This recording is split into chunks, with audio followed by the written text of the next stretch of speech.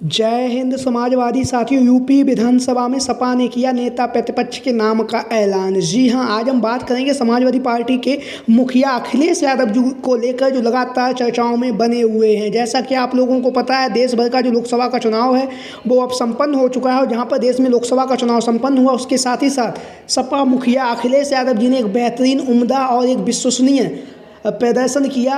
जैसी जनता ने अखिलेश यादव जी से उम्मीद की थी और जिस उम्मीद और भरोसे के साथ अखिलेश यादव जी ने इस बार के चुनाव में भारतीय जनता पार्टी को घेरा, उसी को लेकर लगातार अखिलेश यादव जी ने जनता के मुद्दों को उठाया और हमेशा ही जिस तरह से अखिलेश यादव जी ने जो विकास के कार्य किए हैं, उन कार्यों को लेकर लगातार जनता के बीच में पहुंचे। चाहे बेरोजगार युवाओं को नौकरी की बात रही हो, चाहे छात्रों को छात्रवृत्ति की बात रही हो, चाहे फिर छात्रों को लैपटॉप की जो बात थी वो रही हो, लगातार अखिलेश यादव जी ने सरकार पर इस बार हमला बोला और हमला बोलने के साथ ही साथ अखिलेश यादव जी ने एक बेहतरीन, उम्दा प्रदर्शन किया उत्तर प्रदेश की 80 लोकसभा सीटों में से, जिसमें से अखिलेश यादव जी ने 62 सीटों पर इंडिया गठबंधन के तहत अपने प्रत्याशियों का ऐलान किया। और प्रत्याशियों को ऐलान के साथ ही साथ अखिलेश यादव जी ने पीडीए के नारे के तहत अपने प्रत्याशियों का ऐलान किया, जहाँ पर अखिलेश यादव जी ने इस बार एम/बाई के समीकरण, जो समाजवादी पार्टी का हमेशा से ही रहा है, उस समीकरण से हटके अखिलेश यादव जी ने इस बार एक नया नारा दिया, वो था पीडीए, पिछड़ा, दलित, अल्पसंख्यक। यानी कि अखिलेश यादव जी ने इस बार के चुनाव में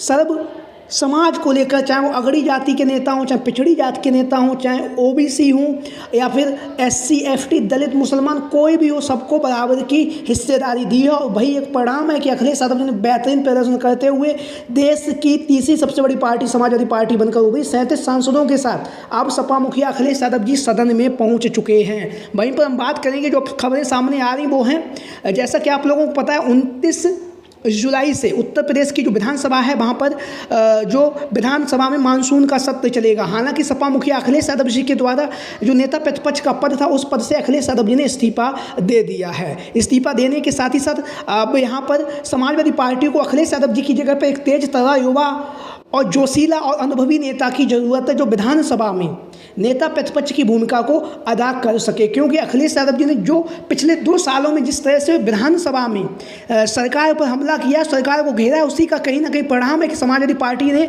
इस बार के लोकसभा के चुनाव में जनता से जुड़े मुद्दों को उठाया और जनता से जुड़े मुद्दों को उठाने के साथ ही साथ समाजवादी पार्टी देश की तीसरी सबसे बड़ी पार्टी बनकर उभरी है। तो इसी कड़ी में जहां पर अब सपा मुखिया अखिलेश यादव जी दिल्ली पहुंच चुके हैं और उत्तर प्रदेश में अब अखिलेश यादव जी के जो चाचा हैं शिवपाल सिंह यादव जी ही बचे हुए हैं, जो वर्तमान समय में जसवंत नगर से विधायक हैं, कई बार विधायक रह चुके हैं और नेता प्रतिपक्ष का जो पद है उसके लिए सबसे प्रबल, अहम और विश्वसनीय दावेदार भी हैं। शिवपाल सिंह यादव जी नाम आप सभी लोग जानते ही होंगे। समाजवादी पार्टी की रीढ़ की हड्डी भी हम इन्हें कह सकते हैं।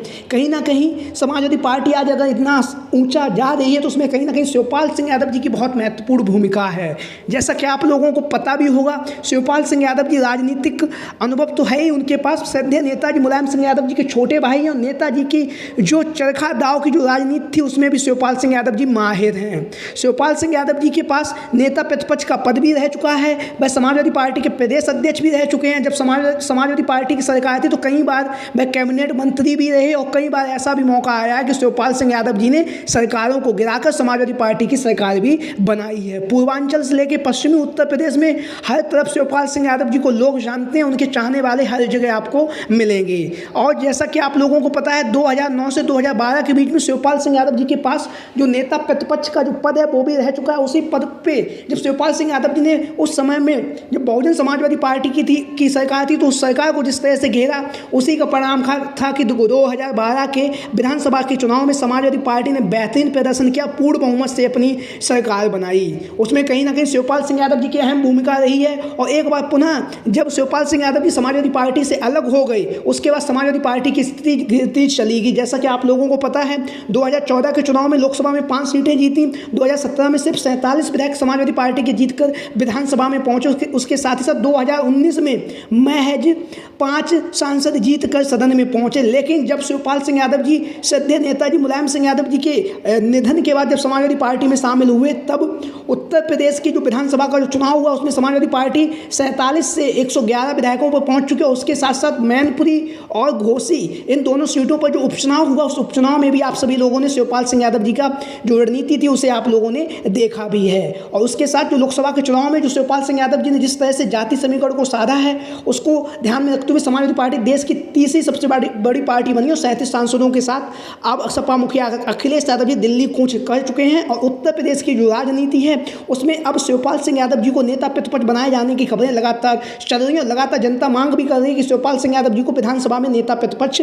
बनाया जाए। वहीं पर नेता प्रतिपक्ष के पद को लेकर एक अन्य जो दावेदार हैं रामअचल राजभर जैसा कि आप लोगों को पता है दिग्गज नेता है, वरिष्ठ नेता होने के साथ ही साथ लगातार जैसा कि आप लोगों को पता है भारतीय जनता पार्टी की जो सरकार उस सरकार पर लगातार हमलावर भी रहते हैं। तो विधानसभा में नेता प्रतिपक्ष के रूप में रामअचल राजभर का नाम भी लगातार चर्चाओं में बना हुआ है। वहीं पर हम बात करेंगे एक अन्य नाम भी चर्चाओं में है, तेज तर्रार महिला नेत्री हैं। अनुभव की तो कमी है, लेकिन जिस अंदाज से वो बोलती हैं, जिस तरह से वह सरकार को घेरती है, तो कहीं ना कहीं उनके नाम की भी चर्चाएं लगातार विधानसभा में नेता प्रतिपक्ष के रूप में जनता मांग भी कर रही है। हालांकि राजनीतिक अनुभव बहुत ही कम है। डॉक्टर रागिनी सोनकर जी मछली शहर से अभी वर्तमान में ही कुछ समय पहले 2022 के चुनाव जीतकर विधानसभा में पहुंची। अगर बात करेंगे अनुभव की तो 2 से 2.5 साल का ही अनुभव होगा। इस अनुभव के आधार पर जहाँ पर लगातार नेता प्रतिपक्ष के लिए रागिनी सोनकर के नाम की चर्चाएं लगातार चल रही, जनता मांग कर रही कि डॉक्टर रागिनी सोनकर जी को विधानसभा में समाजवादी पार्टी का नेता प्रतिपक्ष बनाया जाए। वहीं पर हम बात करेंगे रागिनी सोनकर जी जिस अंदाज से सरकार को पर हमलावर रहती हैं और सरकार से जिस तरह से प्रश्न पूछती हैं, तो उसको लेकर लगातार देश भर में और पूरे प्रदेश भर में रागिनी सोनकर जी का नाम लगातार चर्चाओं में बना हुआ है। लगातार विकास के कार्यों को लेकर लगातार क्षेत्र की जनता के बीच में पहुंच रही हैं और लगातार मछली शहर की जो विधानसभा सीट है वहाँ से जनता की जो समस्याएं हैं उन समस्याओं को सुन रही हैं, समझ रही हैं और लगातार जो मुद्दे हैं उन मुद्दों को लेकर विधानसभा में उनके मुद्दे भी उठा रही हैं। इसी के साथ ही साथ डॉक्टर रागिनी सोनकर जी का जो नाम है नेता प्रतिपक्ष के रूप में लगातार चर्चाओं में बना हुआ है। वहीं पर हम बात करेंगे एक अन्य नाम भी चर्चाओं में बना हुआ है, वो है इंद्रजीत सरोज जी। समाजवादी पार्टी के राष्ट्रीय महासचिव होने के साथ ही साथ अखिलेश यादव जी के द्वारा जो कौशाम्बी की लोकसभा सीट थी वहाँ से इन्हें कौशाम्बी और उसके साथ प्रतापगढ़ की जो लोकसभा सीट थी वहाँ से इन्हें प्रभारी बनाया गया था। दोनों ही लोकसभा सीटों से इंद्रजीत सरोज जी ने समाजवादी पार्टी को जितवाने में अहम भूमिका निभाई। उसके साथ ही साथ जिस तरह से यह सरकार पर हमला बोलते हैं, सरकार से जो प्रश्न पूछते हैं, उसको लेकर भी इनके नाम की चर्चाएँ लगातार चल रही हैं कि विधानसभा में नेता प्रतिपक्ष के रूप में इंद्रजीत सरोज का नाम भी लगातार चर्चाओं में बना हुआ है। तो लगातार समाजवादी पार्टी के मुखिया अखिलेश यादव जी इन नामों को लेकर मंथन कर रहे हैं। मंथन करने के साथ साथ जो खबरें सामने आ रही हैं वो ये हैं कि शिवपाल सिंह यादव जी समाजवादी पार्टी के नेता प्रतिपक्ष हो सकते हैं। लगातार उनके मांग भी चल रही, मांग करने के साथ ही साथ उनके पास राजनीतिक अनुभव भी है, वरिष्ठ नेता भी हैं और भारतीय जनता पार्टी के लिए उन्होंने जिस तरह से जिस अंदाज से घेरते हैं कहीं ना कहीं आप सभी लोगों को पता भी है। तो आप लोगों की क्या राय है इन संभावित दावेदारों को लेकर? सभी साथी कमेंट बॉक्स के माध्यम से अपनी राय जरूर दें। इसके साथ ही साथ जो भी साथी चैनल पर आज पहली बार आए हैं वो चैनल को सब्सक्राइब करें, वीडियो को लाइक करें। वीडियो को अंत तक देखने के लिए आप सभी का बहुत बहुत धन्यवाद एवं आभार। जय हिंद, जय भारत, जय समाजवाद, जय Akhilesh mission 2024। Thank you for watching this video.